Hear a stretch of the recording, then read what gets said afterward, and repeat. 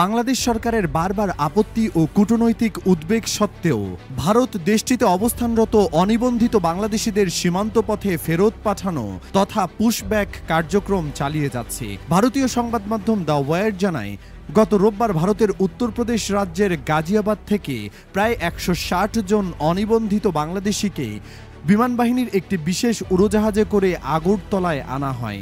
ভারতীয় কর্তৃপক্ষ জানিয়েছে তাদের পরবর্তীতে স্থলপথে বাংলাদেশে ফেরত পাঠানো হবে। দ্য হিন্দু পত্রিকার তথ্য অনুযায়ী এই দলে নারী ও শিশুরাও রয়েছে, যাদের দিল্লির আশপাশের এলাকা থেকে আটক করা হয়েছিল। ভারতের এক সরকারি কর্মকর্তা বলেন, প্রচলিত দীর্ঘ ও জটিল প্রত্যাবাসন প্রক্রিয়া এড়িয়ে দ্রুত পুশব্যাক নীতির আওতায় এই ব্যবস্থা নেওয়া হচ্ছে। তবে বাংলাদেশ সরকার এই পন্থার বিরোধিতা করে আসছে।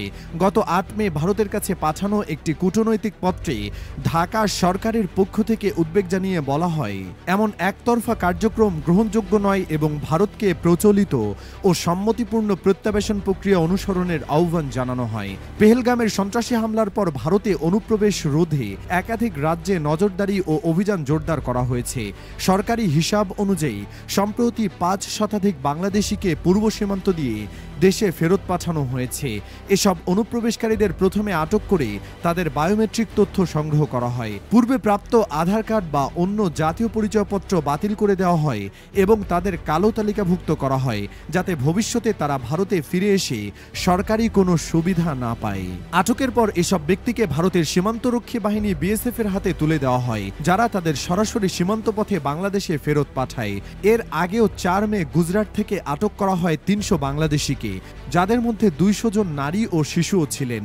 দুটি এয়ার ইন্ডিয়ার বিশেষ ফ্লাইটে করে আগরতলায় এনে একইভাবে ফেরত পাঠানো হয়েছিল।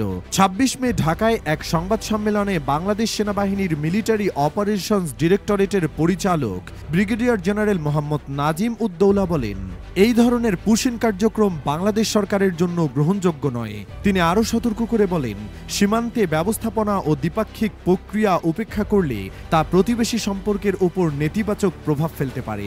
বিশ্লেষকরা মনে করছেন, অনিবন্ধিত অভিবাসীদের ফেরত পাঠানোর ক্ষেত্রে ভারতের একতরফা পুশব্যাক নীতি দুই দেশের মধ্যে কূটনৈতিক সম্পর্কে নতুন চাপ তৈরি করতে পারে। মানবিক মূল্যবোধ, আইনগত সম্মতি ও পারস্পরিক সম্পর্ক, এই তিনটি বিষয়ে ভারসাম্য বজায় রাখা এখন অত্যন্ত জরুরি হয়ে পড়েছে।